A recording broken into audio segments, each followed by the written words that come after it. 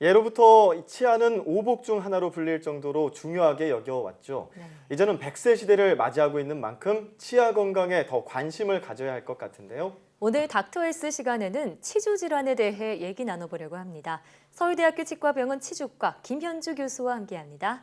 어서 오세요. 안녕하세요. 네. 자, 치주 질환이 나이를 떠나서 많이 발생하고 있다고요. 우리나라의 경우에는 환자 수가 어느 정도 되나요? 네, 치주 질환은 말씀하신 대로 유병률이 매우 높은 질환 중에 하나입니다. 네. 네, 20세 이상 성인의 경우에는 절반 이상이, 그리고 40세 이상부터 노년층까지는 80에서 90%로 중년 이후부터는 거의 대다수가 질환을 보유하고 있다고 할 수 있습니다. 네. 또한 건강보험심사평가원의 통계에 따르면 다른 외래 질환들과 비교했을 때 치주 질환이 감기라고 말하는 질환 중 하나인 급성 기관지염 예. 다음으로 매우 빈번한 것으로 나타났는데요. 예. 이런 치주 질환은 매년 점점 증가하는 추세를 보이기도 합니다. 네, 그렇군요. 네. 이런 질환이 또 만성적인 경우에는 또 숨겨진 환자도 상당히 많을 것으로 예상이 됩니다. 네, 그렇군요. 보통 이제 치과라고 하면 이 충치 치료 받으러 많이 가는데 이 충치와 치주 질환은 좀 다른 질환이라고 봐야겠죠? 네, 맞습니다. 충치는 치아 우식증이라고 하는데요. 이 치태 내 세균으로 인해서 치아 구조 자체가 파괴되는 증상을 말을 하고요. 네. 네, 이와 달리 치주 질환은 치아가 아닌 치아 주변에 그런 잇몸에 염증 반응이 일어나는 것을 말을 합니다. 네. 예. 네, 초기에는 치아와 맞닿아 있는 이런 잇몸 살의 염증으로부터 시작을 하지만 계속 방치되면 그 하방에 잇몸 뼈까지 진행이 돼서 종국에는 발치까지 이어질 수 있는 상황이 됩니다. 네. 치주 질환으로 나중에는 발치까지 일어날 수도 있다라고 하니까 더더욱 관리를 잘해야 할 것 같은데요. 그러면 치주 질환의 증상들 어떤 것들이 있나요? 네, 제가 준비한 사진을 보면서 설명드리겠습니다. 네. 네. 네, 첫 번째 사진인데요. 네, 왼쪽 사진을 보시면 잇몸이 약간 떠 있고 피가 흐르고 있죠.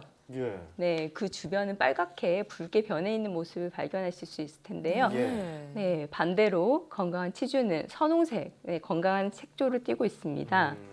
네, 다음 사진을 보시면 잇몸이 많이 부어 있습니다. 퉁퉁 부어서 불룩하게 나와 있는 모습을 보실 수 있습니다. 아랫니네요. 네, 네. 역시 정상 치주와는 차이를 보이고 있죠. 네. 네, 어떤가요? 좀 비교가 되나요? 네, 그렇죠. 딱 봐도 오른쪽 사진, 왼쪽 사진이죠. 훨씬 더 안 좋아 보여요. 네네. 네. 그렇습니다. 피가 나면 당연히 아프고 할 테니까 일상생활 하는데도 지장이 있을 텐데 이런 치주 질환의 원인이 뭔가요? 네, 치주 질환의 원인을 살펴보면 여러 가지 이제 복합적인 요소가 있습니다. 예. 세균과 유전, 그리고 환경, 면역 반응, 또 전신적인 요인들이 굉장히 복합적으로 관여를 하는데요. 네. 이 가운데는 가장 대표적인 원인으로는 불량한 구강위생, 즉 양치질을 잘 못해서 네. 생기는 그것이 가장 대표적인 원인으로 생각되고요. 네. 또 잇몸과 치아 사이에는 작은 틈이 있는데요. 이 틈에 세균의 독성 물질이 들어가면 염증 반응이 진행이 되면서 이렇게 잇몸 뼈까지 파괴되는 그런 이유가 생깁니다. 여기서 네. 독성 물질이라고 하면은 뭐 상한 음식을 먹는다든가 뭐 그런 건가요? 아니요, 그런 거랑은 조금 다르고요. 예. 세균이 세균의 그런 산물들, 그리고 세균이 가지고 있는 어떤 독성, 네. 엔도탁신이라고 얘기를 하는 그런 독성 인자들이 이제 염증을 일으키게 됩니다. 네. 유전도 영향이 있다면서요? 네, 유전이나 흡연 등의 환경적 요인도 결합이 되면 그런 치주병 세균에 대한 그런 저항성이나 면역능 그런 것들을 변경할 수 있기 때문에 더 질환에 대해 더 쉽게 유발되거나 악화시킬 수 있는 그런 가능성을 높이게 됩니다. 그렇군요. 그러면 네, 그래서 부모님 가운데 잇몸이 안 좋으셔서 틀니를 젊으셨을 때부터 하시게 됐거나 네. 이를 많이 뽑으신 그런 분들이 계시거나 또는 흡연을 하시는 분들은 전문의에게 더 철저한 관리 및 체크를 받으셔야 합니다. 예. 네, 그러면 평소 구강위생 습관부터 뭐 유전적인 요인까지 그 치주 질환의 원인이 참 다양하군요. 네, 그런데 이 치과는요, 사실 선생님, 저도 그렇고요. 남녀노소 구분하지 않고 너무 다 무서워하는 그런 곳이잖아요. 그래서 뭐 좀 이하가 안 좋다고 해도 그냥 방치하는 분들 많으실 것 같거든요. 그렇게 그대로 두면 안 되겠죠. 네, 치료나 관리가 없이 치주 질환을 계속 방치하게 되면 어떤 치주 질환이 순간 급성화되어서 얼굴이 심하게 붓거나 그런 뭐 극심한 통증 그런 것들을 호소하게 될 수 있고요. 네. 또 치료의 시기가 늦어져 버리면 아까도 말씀드린 그런 치아를 뽑게 되는 갈치요. 네, 그런 위험도가 매우 높아지게 됩니다. 그래서 하나의 치아만 손상되는 것이 아니라 또 옆부분으로 더 번질 수 있기 때문에 다수치가 여러 개 치아가 발치가 되게 되면 또 이렇게 잘 씹지 못하게 되고 그렇죠. 또 그런 소화불량이라던가 네, 그래서 위에 부담을 주게 될 수도 있고요. 네. 또 외관상으로도 매우 문제가 되고 또 발음상에도 문제가 되기 그렇겠어요. 때문에 네, 대외 활동에도 문제가 될 수 있어요. 네.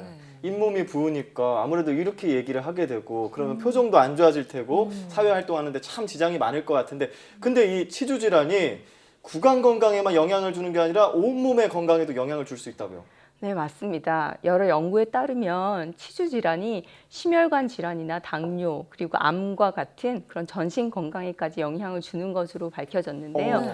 네, 질환의 원인인 그런 치주병 세균이나 독소가 혈류를 타고 몸속으로 이동을 하면서 그런 다른 장기, 그런 다른 장기들의 네. 질환들을 더 악화시키고 또 위험도를 증가시키는 그런 위험 요소로 작용할 수가 있기 때문에 매우 관리를 잘 하셔야지 됩니다. 네, 그 말씀을 듣다 보니까요, 이 치주 질환 그냥 방치하면 안 되겠다 이런 생각이 드는데요. 병원에서는요 주로 어떤 치료가 이루어지나요? 네, 치주 질환의 치료로는 먼저 아시다시피 가장 대표적인 치료는 스케일링 그리고 치근 활텍술이라고 해서 그래요? 예. 네, 그런 것을 많이 진행을 하는데요. 예, 제가 왜 웃었냐면 스케일링 하니까 갑자기 그 아픔이 떠올랐어요. 네.